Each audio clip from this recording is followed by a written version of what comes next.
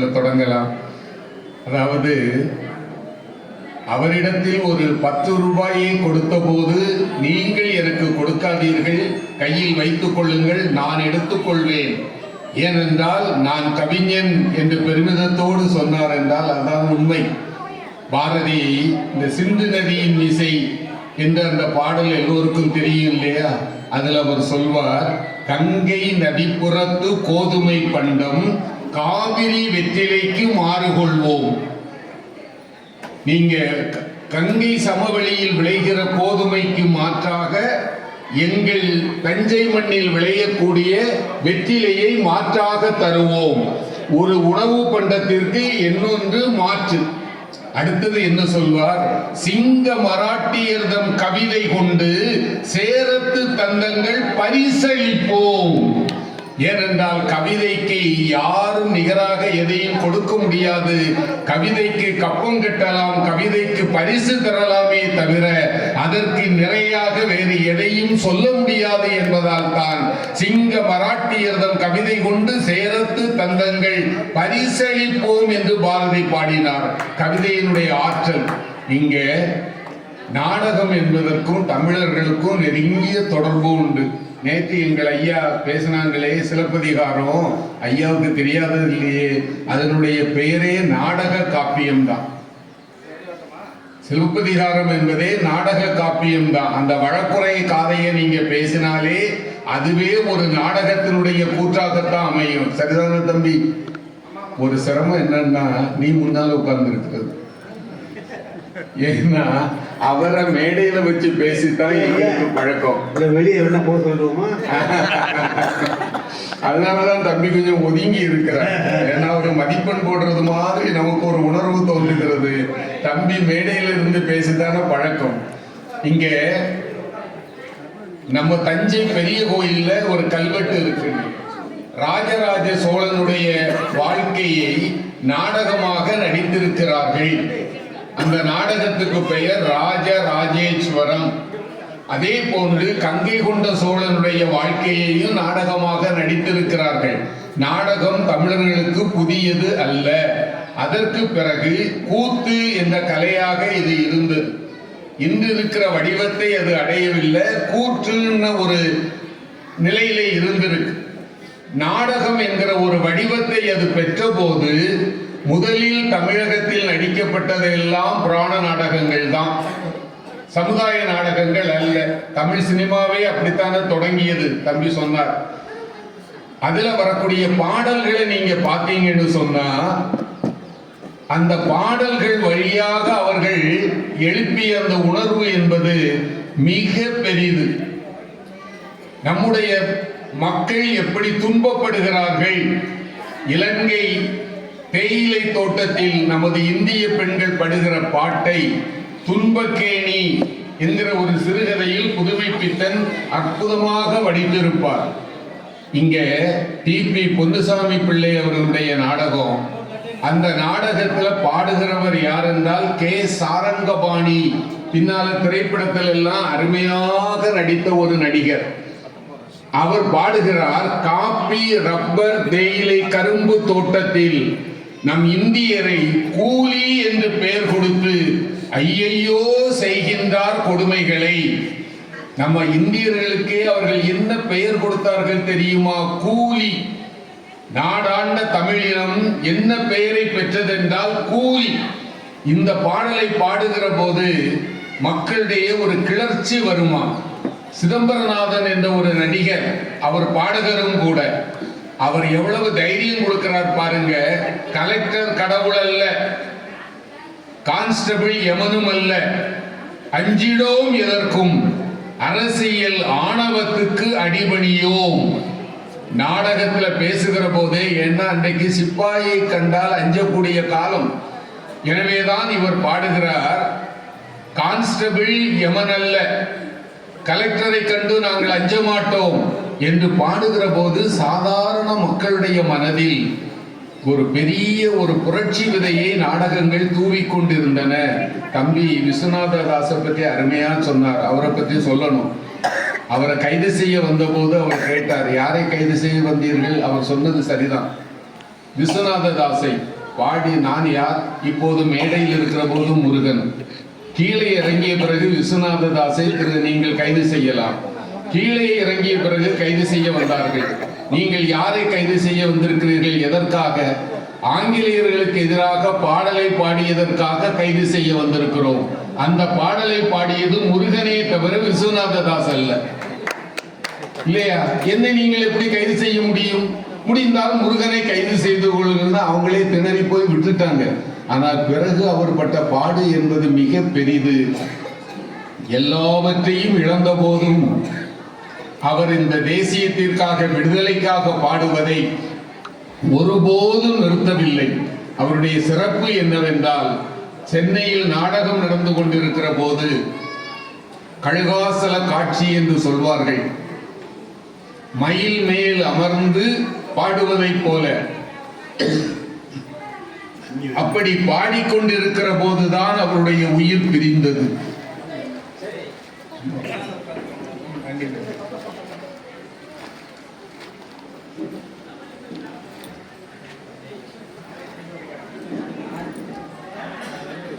தமிழ் நாடக மேடை வரலாற்றை எழுதிய டி.கே.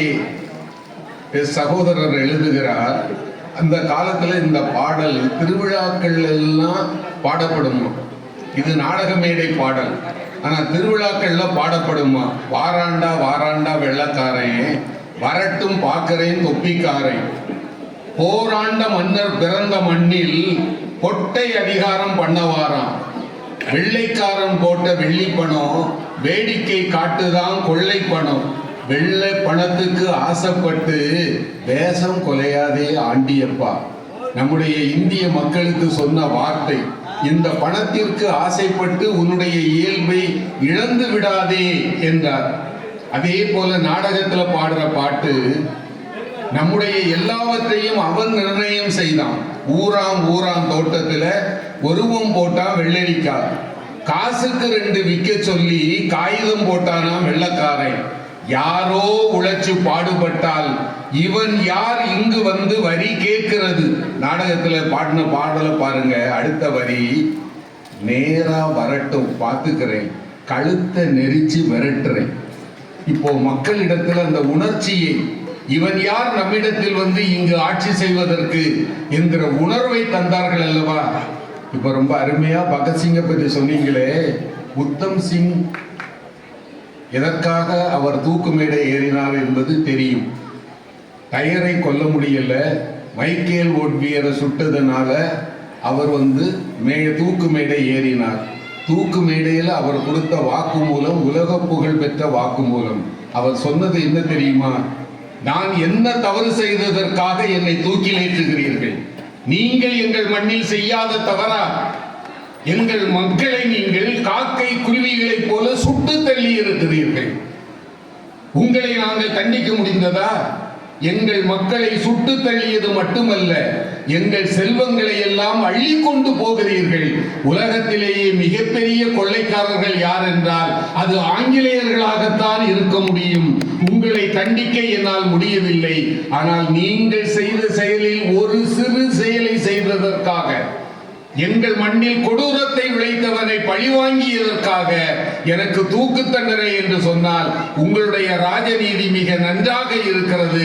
இதை கண்டு நான் அஞ்சப் போவதில்லை, மறுபடியும் பிறப்பேன், இதே தவறை திருப்பி திருப்பி செய்வேன் என்று சொன்னது உத்தம் சிங். நீங்க நினைச்சு பாருங்க, ஆங்கிலேயர்கள் இந்த மண்ணில் செய்ததெல்லாம் நியாயமா? நம்ம கட்டப்பொம்மனை தூக்கில் போடுவதற்கு இவர்கள் யார்? மருது சகோதரர்களை தூக்கில் போடுவதற்கு இவர்கள் யார்? எங்கள் மண் என்று பேசியதற்காக அவர்களை தூக்கில் போடுவதா? சிவகங்கை பகுதியில் எல்லாம் மருதிருவர் நாடகங்கள் உணர்ச்சிகரமாக நடிக்கப்பட்டன. அந்த நாடகத்தை தான் சிவகங்கை சீமை என்று கவிஞர் அவர்கள் திரைப்படமாக மாற்றினார். அதுல எவ்வளவோ உணர்ச்சி வசப்பட்ட சம்பவங்கள் நம்ம நாட்டில் இருக்குங்க. தொடர்புடையதாக இருப்பதால சொல்லுகிறேன். மருது சகோதரர்கள் மிகப்பெரிய சிவபக்தர்கள். சிவகங்கையிலிருந்து பெரிய மருது குதிரை ஏறி மதுரைக்கு வருவார். 48 கிலோமீட்டர். மதுரை எல்லைக்கு வந்ததும் குதிரையை விட்டு இறங்கி விடுவார், காலணிகளை கழட்டி விடுவார். மதுரை மீனாட்சி அம்மன் இருக்கக்கூடிய இந்த இடத்தில் நான் குதிரையில் வரக்கூடாது என்று நடந்து சென்றே வழிபடுவார். அந்த குதிரை கட்டுகிற அந்த கம்பம் கூட இருக்கிறது. இப்போ அந்த இடத்துல தான் அவருக்கு சிலை வச்சிருக்காங்க. காளையார் கோயில் இருக்கக்கூடிய அப்பனுக்கு பெயர் காளையப்பன், சிவபெருமான். அவருக்கு தேர் செய்ய வேண்டும் என்பது மருதுபாண்டியருடைய ஆசை. தேர் செய்வதில் தேர்ந்தவர் குப்பமுத்து ஆசாரி. அவரை அழைத்து கோவிலுக்கு தேர் செய்து கொடுங்கள் என்று கேட்கிறார். அவர் சரிமன்னா சரிமன்னா என்று சொல்லுகிறாரே தவிர தேர் செய்வதற்கு உடன்படவில்லை. பெரிய மருது சொன்னார், ஏதோ உங்கள் மனதில் இருக்கிறது. ஆம், எதுவாயிருந்தாலும் பெரிய மருது சரி செய்வான். தேரை செய், இது மன்னவன் ஆணை. தேர் செய்து முடித்தாகிவிட்டது. தேரை வெள்ளோட்டம் விட வேண்டும். குப்பமுத்து ஆசாரியை கூப்பிட்டு பெரிய மருது கேட்கிறார், தேர் செய்தாகிவிட்டது, நான் உனக்கு உரிய பரிசு தர வேண்டும். என்ன பரிசு வேண்டும்? இது வரலாறு. குப்பமுத்து ஆசாரி கேட்டார், தேர் ஓடுகிற போது தேர் தட்டில் மன்னர் தான் உட்கார்ந்திருக்கணும். ஆனால் இன்று ஒரு நாள் நான் மன்னனாக இருக்க வேண்டும். தேர் தட்டில் நான் அமர்ந்து நீங்கள் தேரை இழுக்க வேண்டும். சின்ன மருது வாழ உருவிட்டாரா? இப்படி கேட்கறதுக்கு என்ன துணிச்சல்? பெரிய மருது சொன்னார், நான் வாக்கு கொடுத்திருக்கிறேன், நீ கேட்டதை நான் நிறைவேற்றுவேன் என்று. என்னால் வாக்கு தவற முடியாது என்று தன் செங்கோலையும் மகுடத்தையும் கொடுத்து குப்பமுத்து ஆசாரியை தேரில் உட்கார வைக்கிறார்கள். தேரை இழுத்து வருகிறார்கள். தேரை இழுத்து வருபவர்களில் முன்னிருந்து தேரை இழுப்பவர் பெரிய மருதும் சிறிய மருதும். தேர் நிலைக்கு வருகிற போது திடீரென்று சாய்கிறது. சக்கரத்தில் சிக்கி குப்பமுத்து ஆசாரி உயிருக்கு போராடுகிறார். பெரிய மருது ஓடி போய் மடியில் தூக்கி வைத்து கதறுகிறார். ஏன் இப்படி? குப்பமுத்து ஆசாரி சொன்னார், எனக்கு ஜோதிடம் தெரியும். இந்த தேர் செய்தால் அது முதலாவதாக வெள்ளோட்டம் விடுகிற அன்று மன்னருடைய உயிர் போகும். எனக்கு என் மன்னருடைய உயிர் என் உயிரை விட பெரிது. ஆகவேதான் இன்று என்னை மன்னராக்குங்கள் என்று நான் கேட்டேன் என்றால், இன்றைக்கும் நீங்கள் காளையார் கோயிலுக்குள் போனால் முதலில் இந்த காட்சி ஓவியமாக தீட்டப்பட்டு வைக்கப்பட்டிருக்கிறது.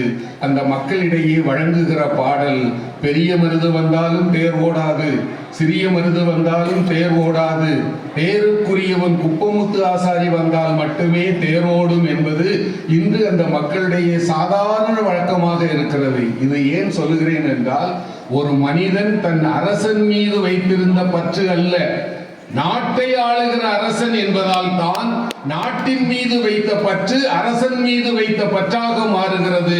அப்படி என்றால் இந்த நாட்டை காப்பதற்காக சாமானிய மனிதர்கள் வர என்ன செய்திருக்கிறார்கள் என்பதை நீங்கள் நினைத்து பாருங்கள். அதுல சாமிநாத சர்மா மிகப்பெரிய அறிஞர். டி நகர்ல இன்னைக்கு ரொம்ப அருமையான வார்த்தையை சொன்னீங்க ராஜாராம் ஐயா. அண்ணன் ரொம்ப வியந்து பாராட்டுறார். ஜுவல்லரி மார்ட்னு சொல்லல, அணி மணி பொற்சாலை. வாழ்த்துக்கள் ஐயா. என்ன அவர் பாரதிதாசன் பரம்பரை. என்ன அற்புதமான சொல், அணி மணி பொற்சாலை. உங்கள் அனுமதியோடு நாங்களும் இனி வேறு இடங்களில் இந்த சொல்லை நாங்கள் பயன்படுத்திக் கொள்வோம்.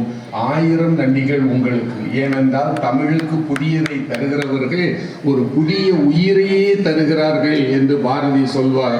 நீங்கள் புதிய சிந்தனையை, புதிய சொல்லாட்சியை தருகிற போது இது தமிழுக்கு தருகின்ற ஒரு கொடை. நன்றி. இப்போது சாமிநாத சர்மா ஒரு நாடகம் எழுதுகிறார், பாணபுரத்து வீரன். இந்த நாடகத்தில் என்ன நடக்கிறது? ஒரு நாடு இன்னொரு நாட்டுக்கு அடிமைப்பட்டு கிடக்கிறது. ஈசானபுரம் என்ற நாட்டுக்கு அடிமைப்பட்டு கிடக்கிறது. அந்த ஈசானபுரம் என்று சொல்வது இங்கிலாந்து. அதை வெளிப்படையா சொல்லல. இங்கே ஒரு வீரன் போராடுகிறான், பெயர் வாலீசன். அந்த நாடகத்தை பார்க்கிறவங்களுக்கு தெரியும், வாலீசன் வேற யாரும் இல்லை, பகத்சிங். அதுல ஒரு காட்சி, கடைசியில வாலீசனை ஈசானபுரத்து அரசன் தூக்கில் ஏற்றுகிறான். அவன் தூக்கில் ஏற்றுகிற போது பேசுகிற பேச்சு இருக்கு பாருங்க. நீங்கள் இன்று என்னை தூக்கில் ஏற்றலாம், உங்களால் அது முடியும். ஆனால் மறந்து விடாதீர்கள், வாலீசன் என்பவன் தனி மனிதன் அல்ல. இன்று என்னுடைய காலடிப்பட்ட மண்ணில் இருந்து ஆயிரம் ஆயிரம் வீரர்கள் கிளர்ந்து எழுவார்கள். அவர்கள் உங்களை என்ன செய்வார்கள் தெரியுமா? வேரோடும் வேரோடும் மண்ணோடும் தூக்கி எறிகிற காலம் என்பதை நான் மேலிருந்து பார்க்க போகிறேன். இனி வரக்கூடிய காலம் என்பது சாதாரணம் அல்ல. எங்கள் வீரர்கள் வசந்த தென்றலாக வீசப் போவதில்லை, அவர்கள் சண்டமாரதமாக வீசுவார்கள். நீங்கள் உங்கள் ஈசானபுரத்திற்கு தூக்கி எறியப்படுவீர்கள். ஈன்றெடுத்த தாயே, உன் திருவடியை நான் முத்தமிடுகிறேன், என்னை தூக்கில் ஏற்றுங்கள் என்று சொல்லி தூக்கில் ஏற்றுகிற போது இந்த வாலீசனாக நடித்தவர் யார் என்றால் சகஸ்கரநாமம், மிகப்பெரிய நடிகர். அவர்கிட்ட என்ன சொல்லியிருக்கிறாங்க? கழுத்துக்கு பின்னால கயிறு, அதுல ஒரு கொக்கி இருக்கு. முதல்ல தூக்கு கயிற்றை மாற்றுறதுக்கு முன்னால அந்த கொக்கியை மாட்டிக்கோன்னு சொல்லி இருக்கிறாங்க. இவர் உணர்ச்சி வசப்பட்டு பேசினார் அல்லவா, வாலிசனாகவே மாறிட்டார். மக்கள் அத்தனை பேரும் கத்துறாங்க, பகத்சிங்கிற்கு ஜே, பகத்சிங்கிற்கு ஜே.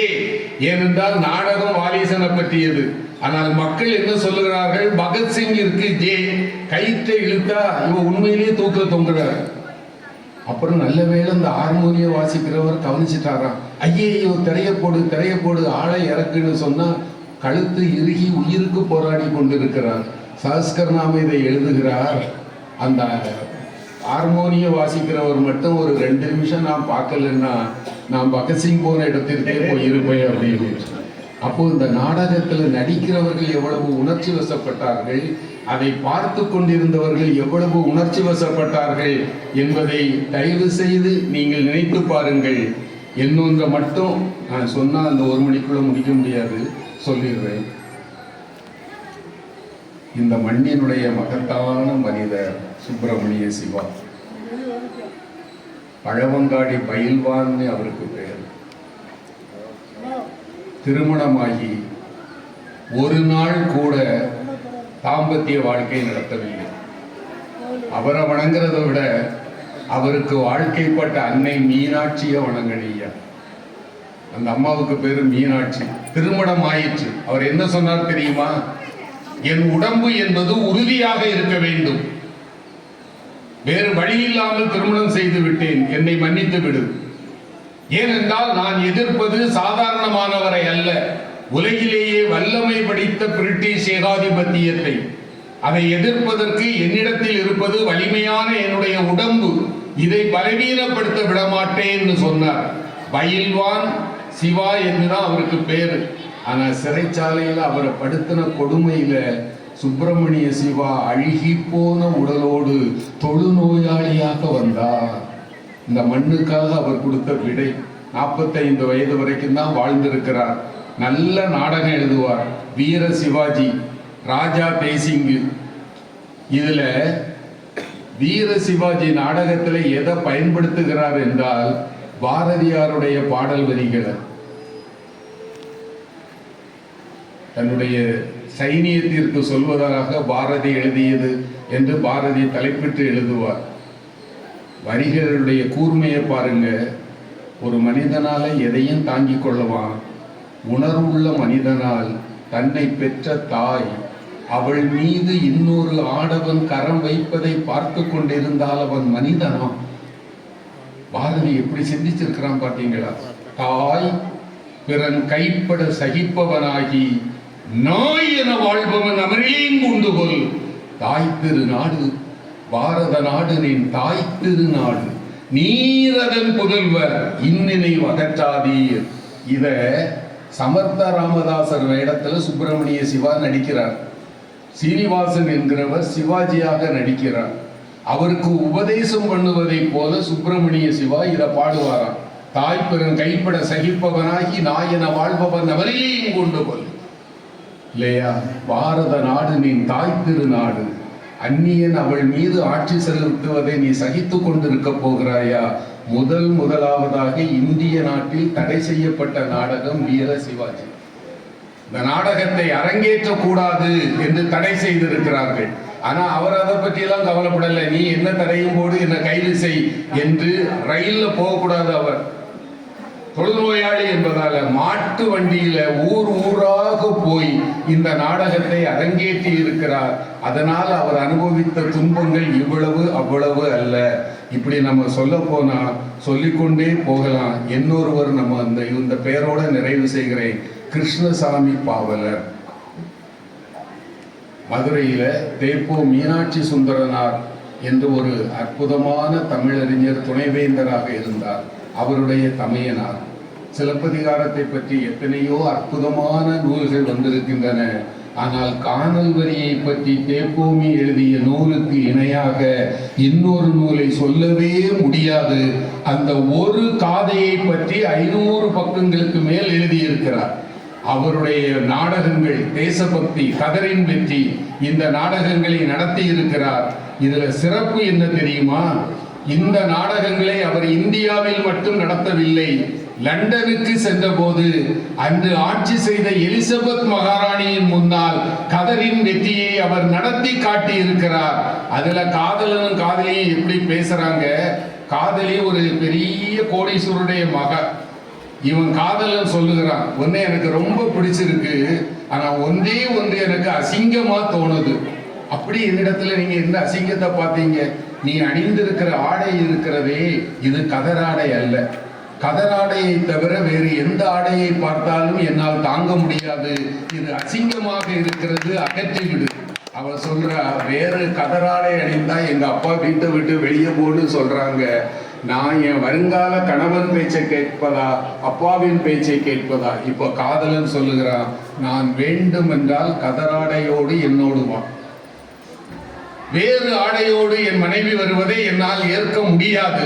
அவ சொல்லுகிறார், எனக்கு நீங்கள் தேவை, கதரைத்தான் அணிவேன். இந்த நாடகத்துக்கு பெயர் கதரின் வெற்றி.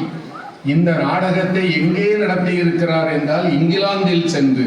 இந்த நாடகத்தினுடைய வளர்ச்சி தான் பின்னால் திரைப்படங்களாக, அதுல நீங்க பல பேரை பார்த்திருப்பீங்க. குறிப்பா நடிகர் திலகம் நடித்து வந்திருக்கிறது இல்லையா? பகத்சிங்காக நடித்திருக்கிறார். ராஜபாட் ராஜதுறையில எல்லாவற்றையும் அவர் நடத்தி காட்டியிருப்பார். அந்த நாடகங்களுக்கெல்லாம், அந்த திரைப்பட கதைகளுக்கெல்லாம் ஆணிவேராக அமைந்தது அன்று எழுதப்பட்ட நாடகங்கள். வரலாற்றில் வேறு எந்த நாடகத்தை விட தமிழ்நாட்டு நாடகங்களுடைய ஆற்றல் பெரிது. ஒரு மலையாள விமர்சகர் எழுதினார், எங்கள் மலையாளத்தில் KPAC என்ற ஒரு குரூப் சமூக நாடகங்களை நடத்தியது. அவர்கள் நடத்திய நாடகம் தான் ஐயா துலாபாரம். அது தமிழ்ல சினிமாவாக வந்தது. அவர்கள் பசியையும் பட்டினியையும் பற்றி எழுதினார்கள். எங்கள் நாடகங்கள் சமூகத்தை பற்றி எழுதின.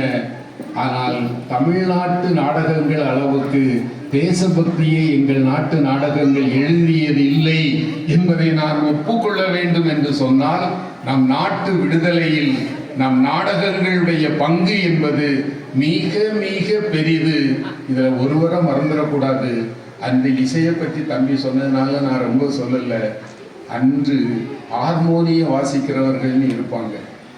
நாடகத்தினுடைய கதாநாயகனுக்கு எவ்வளவு முக்கியத்துவமோ அவ்வளவு முக்கியத்துவம். திருச்சியில ஹார்மோனிய சக்கரவர்த்தி காதர் பாட்ஷா என்ற ஒருவர் இருந்திருக்கிறார். ஒவ்வொரு நாடகத்திலும் தேசிய பாடலை பாடுவார். ஒரு மிகப்பெரிய தண்டனையிலிருந்து அவர் தப்புவதற்கு கூட முருகனின் மீது அவர் பாடிய பாடல்தான் என்பதை நினைவில் வைத்துக் கொள்ள வேண்டும்.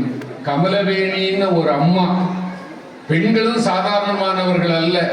கமலவேணியினுடைய ஹார்மோனியம் இருக்கிறது என்று சொன்னால் திரளாக மக்கள் கூடுவார்களாம். அவர்கள் பாடுகிற பாடல் முதலாவதாக ஹார்மோனியத்தில் அந்த கட்டையின் மீது கை வைத்த உடனேயே பாடுகிற பாடல் வந்தே மாதரம் என்போம், எங்கள் மாநில தாயை வணங்குதும் என்போம் என்று பாடினார்கள். என்றால் இந்த நாட்டில் ஆண்கள் எவ்வளவு பாடுபட்டார்களோ அதற்கு நிகராக எங்கள் தாயர்களும் பாடுபட்டிருக்கிறார்கள். இந்த வரலாறு என்பது தனி என்று சொல்லி வாய்ப்புக்கு நன்றி கூறிய அத்தனை பேரையும் தலையால் வணங்கி நிறைவு செய்கிறேன். நன்றி, வணக்கம்.